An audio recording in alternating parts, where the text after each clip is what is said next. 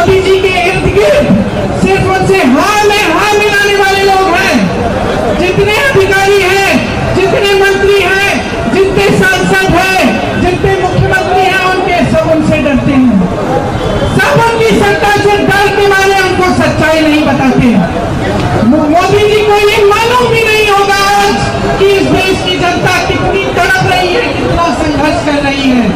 इस देश की महिला के बारे में उनको ये नहीं मालूम है कि वो महिला जब दुकान जाती है सामान खरीदने के लिए, जब नवरात्रि का समय होता है, जब त्योहार होता है, जब कुछ सामान खरीदने के लिए जाती है, अपने बच्चों के लिए नए कपड़े, जूते, पूजा की सामग्री कुछ खरीदने के लिए जाती है तो खरीद नहीं पा रही है। ये बात मोदी जी समझ रही है, ये बात मोदी जी देख रही है। मोदी जी को इस देश का किसान नहीं दिख रहा है, जिसके पसीने से ये मिट्टी सींची हुई है। इस देश के किसान को मोदी जी देख रही है। जब इस देश का किसान मोदी जी के दरवाजे तक गया, दिल्ली तक गया, लाखों किसान बैठे रहे, महीनों के लिए आंदोलन करते रहे। जब इस देश के किसान सुनवाई मांग रहे थे मोदी जी से, मांग रहे थे कि ये काली कानून हटा दीजिए, मोदी जी ने सुनवाई तक नहीं की, अपने दरवाजे से बाहर तक नहीं आए। 600 किसान शहीद हो गए, किसानों को इनके मंत्रियों के नीचे कुचल डाला, लेकिन मोदी जी ने कुछ नहीं किया। आपकी सुनवाई नहीं हुई। आपके गन्ने का बकाया उस समय 15,000 करोड़ था, 16 लाख करोड़ रुपए का कर्ज माफ किया है इन्होंने देश के बड़े बड़े उद्योगपतियों का। समझ लीजिए, 16 लाख करोड़ रुपए, और इस देश के गन्ने किसानों का बकाया माफ नहीं किया, कर्ज माफ नहीं किया। इस देश का किसान 10,000 रुपए के कर्ज के लिए आत्महत्या कर रहा है। मैं गई मिलने ललितपुर में एक किसान था, उसने 1 लाख का कर्ज लिया था। मैं उसकी बेटी से मिली, रो रही थी, पिताजी खाद की लाइन में खड़े रहे, कर्ज चुकाना था, पैसे नहीं थे, खाद वितरण नहीं हो रहा था, लाइन में खड़े खड़े मर गए, खड़े खड़े गिर गए, क्योंकि पानी नहीं पिया था, खाना नहीं खाया था, खड़े खड़े खाद के लिए खड़े रहे। उनका कर्ज मोदी जी ने बिठाया नहीं, माफ नहीं किया, लेकिन अडानी अंबानी के कर्ज 16 लाख करोड़ रुपए माफ हो गए। आज तो जो इस देश में सत्ता में बैठे हैं, वो माता के उपासक नहीं है, वो सत्य के उपासक नहीं है, वो शक्ति के उपासक नहीं है, वो सत्ता के उपासक हैं। वो सत्ता के लिए कुछ भी कर डालेंगे, सत्ता के लिए विधायकों को खरीदेंगे, सत्ता के लिए चुनी हुई सरकारों को गिरा देंगे, सत्ता के लिए बड़े बड़े उद्योगपतियों को इतना पैसा दिलवाएंगे, इतनी शौहरत दिलवाएंगे, इस देश की सारी संपत्ति दिलवाएंगे ताकि वो सत्ता में रह पाए। ये इस देश की परंपरा नहीं है, ये इस देश की सच्चाई नहीं है। आज रामनवमी का दिन है, एक बहुत शुभ अवसर है, तो मैं और भी खुश हूं कि आज मैं यहाँ आई हूँ। आप सबको मालूम होगा, वाल्मीकि रामायण में लिखा है कि रामनवमी क्यों, हम रामनवमी के बारे में लिखा है, और इससे हमें पता चलता है कि हम इस त्योहार को क्यों इतना मानते हैं। अब वॉल्यूम इतना ही है, सुन लो ध्यान से चुपचाप से सुन लो, क्योंकि गहरी बात बताने जा रही हूँ। रामनवमी क्या है? वाल्मीकि रामायण में लिखा है कि जब भगवान राम युद्ध भूमि में उतरे तो उन्होंने सामने देखा तो शक्ति, गौतम की पूरी शक्ति रावण की तरफ थी। मायूस हुए भगवान राम, मायूस हुए कि ऐसा क्यों हो रहा है।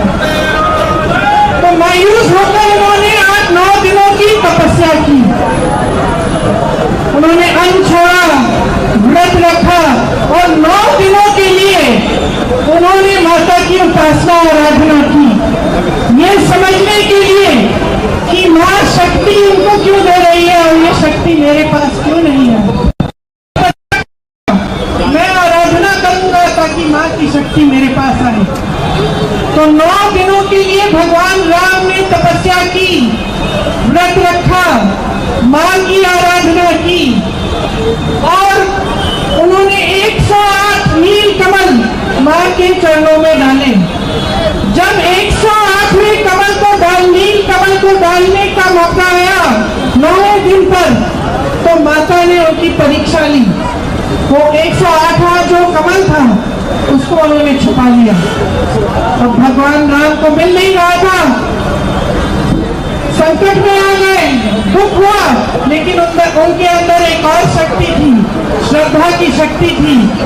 तो उनको याद आया इस शक्ति के द्वारा कि बचपन में उनकी माता उनको राजीव लोचन कहलाती थी, मतलब कमल जैसी आंखों वाले।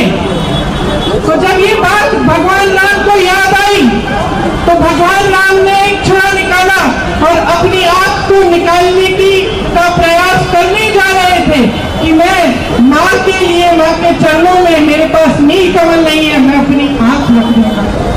जैसे ही माँ ने उनकी ये श्रद्धा देखी तो माँ का दिल भी पिघल गया और माँ ने उनको रोका और कहा मेरी शक्ति तुम्हारे साथ है, तुम्हारी तपस्या सफल हुई। तो ये जो रामनवमी का जो अवसर है, हम उस तपस्या की याद में हम इसको मनाते हैं। वो तपस्या क्या थी भगवान राम की? माता के प्रति तपस्या थी। रावण रथी विरथ रघुवीरा, इसका मतलब है रथ रावण के पास था, भगवान राम के पास नहीं था। सत्ता रावण के पास थी, भगवान राम के पास नहीं थी। सोने के महल में रावण रहते थे, भगवान राम वनवास में थे। भगवान राम लड़े, सत्य के लिए लड़े, और क्योंकि सत्य के लिए लड़े, सच्ची श्रद्धा के साथ लड़े, क्योंकि परोपकार था उनमें, क्योंकि उन्होंने हमेशा जनता को सर्वोपरि रखा, जनता की सेवा करी, इसीलिए आज भी हम भगवान राम को पूजते हैं। इस देश ने सत्ता को कभी नहीं पूजा है, इस देश ने हमेशा सत्य को पूजा है। मोदी जी को कुछ दिख नहीं रहा है, अपने आप को कहते हैं कि मैं भ्रष्टाचार के विरोध अकेला लड़ रहा हूँ, देश से समर्थन मांगते हैं, फिर इलेक्टोरल बॉन्ड क्या है? मैं पूछना चाहती हूँ मोदी जी से। कल मोदी जी ने कहा कि अब इलेक्टोरल बॉन्ड जो है ये पारदर्शी है, सब जानते हैं कि किसने कितनी चंदा दी। अच्छा, तो फिर आपने स्कीम क्यों बनाई मोदी जी? आपने ये इलेक्टोरल बॉन्ड की स्कीम आप ही ने तो बनाई, आपने बनाई क्यों? कि सबके नाम गुप्त रहेंगे। फिर जब सुप्रीम कोर्ट ने कहा कि ये गलत स्कीम है, इस स्कीम से भ्रष्टाचार हो रहा है, मोदी जी की सरकार को कहा, बैंकों को कहा कि सूची निकालिए चंदा की। अभी तो निकली है ये पारदर्शी सूची, नहीं तो कहाँ थी पारदर्शिता आपकी? आपने तो गुप्त बना दिया था सब कुछ। अब सूची निकली, सुन लीजिए भाई और बहनों, जिस कंपनी में 180 रुपए का मुनाफा, करोड़ रुपए का मुनाफा था, 180 करोड़ रुपए का मुनाफा वो कंपनी तो मोदी जी की भाजपा को दे रही है 1100 करोड़ रुपए का की चंदा। आप सब व्यापारी हैं कि नहीं? यहाँ लकड़ी का व्यापार खूब होता था, आप समझते हैं। आपकी कमाई हुई 180 करोड़ है और आप चंदा दे रहे हैं 1100 करोड़ की। कहाँ से आ रहे पैसे? आपकी कमाई तो नहीं है, तो क्या ये काला धन को सफेद करने का तरीका था? तो जब मोदी जी ने आप सबको कतार में खड़ा कर दिया कि नोटबंदी काले धन को वापस ये कुछ साल लाएगी, आप खड़े हो गए, आपने कहा हम देश हम चाहते कि काले बनाए। क्या आया? क्या आया? नुकसान हुआ आपका? क्या आया? उसके बाद जीएसटी आई, नोटबंदी आई, आपकी कमर तोड़ी गई, काले धन कहा गया? अब दिख रहा है सारा। अब इलेक्टोरल बॉन्ड की जब सूची निकली तो सब दिख रहा है कि काला धन कहा गया।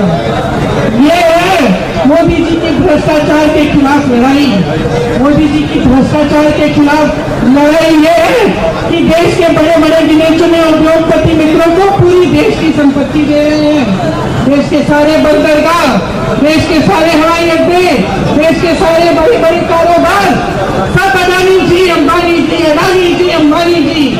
उनके बच्चों की शादियां हो रही हैं, गहने इतने बड़े बड़े कि इस गाड़ी में फिट नहीं आते। और आप कैसे कराएंगे अपने बच्चों की शादियां? बताइए, कर्ज देके कराएंगे? चाहे किसान हो, चाहे सैनिक हो, चाहे पुलिस में भर्ती हो, कैसे कराते हैं आप शादियां अपने बच्चों की? सोचिए कि इस देश के साथ क्या हो रहा है। मोदी जी ने भ्रष्टाचार के खिलाफ लड़ाई अगर की होती तो आज ये परिस्थिति नहीं होती। तो आज देश की संपत्ति किसी 2-3 बड़े उद्योगपतियों के हाथ